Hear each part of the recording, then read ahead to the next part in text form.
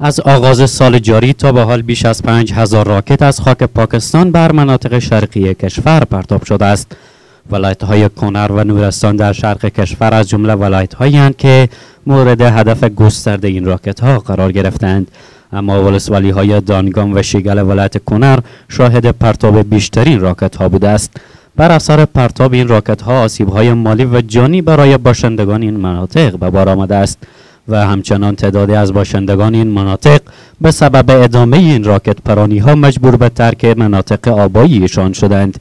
اما با این همه گل محمد 10 ساله باشنده ولایت لاگر است که 3 سال قبل در اثر انفجار یک سرگلوله مرمی زخمی شد و پس از آن از سوی مؤسسه دهکده صلح آلمان جهت تداوی به این کشور فرستاده شد.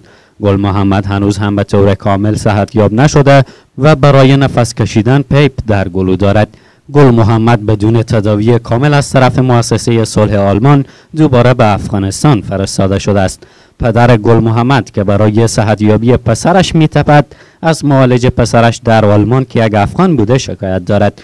پدر گل محمد که بغض گلویش را گرفته حال دلش از این حادثه را این گونه بیان می‌کند. بیاوردم دکتر سمنیادی دا دوامه دا پاماته ویلی سی ماته پنیو باندې کنی سی د وار کې ودو بل وار پروګرام کې ودو دی پروګرام کې ودو په اخر دا و چې دغه سکه راتلونکي پروګرام چې د روزي رمضان کې چې راغی دا پروګرام کې ماته جواب راکوي دا کار موږ نه کوو. ما ورته ویلې مثلا تا ماته مخکې ویلو چې نه کېدی یا نه کوو نو تا ما باندې ډېر مصرفونه کاته پورته منډه دا ټول دې را باندې وکړلې. بس د ماته ور جواب راکړ چې نور موږ نه کوو دا موږ بس موږ دا مریض نه و. او میگوید 2 سال پیش پسرش از سوی مؤسسه دهکده آلمان جهت تداوی به این کشور فرستاده شد و عملیات ابتدایی در آنجا صورت گرفت. عبدالصمد میگوید که برای تبدیلی پیپ گلوی پسرش هر ماه به شفاخانه امرجنسی کابل مراجعه میکند. او میگوید با دکتر نیازی دکتر معالج پسرش در آلمان چندین بار صحبت کرده تا پسرش را برای ادامه تداوی به آلمان بخواهند، اما با گفته او کسی به گفته هایش توجه نمی کند.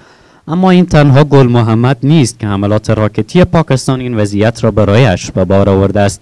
در مناطق شرقی کشور هزاران گل محمد دیگر هم هستند که از حملات راکتی پاکستان سخت آسیب دیدند.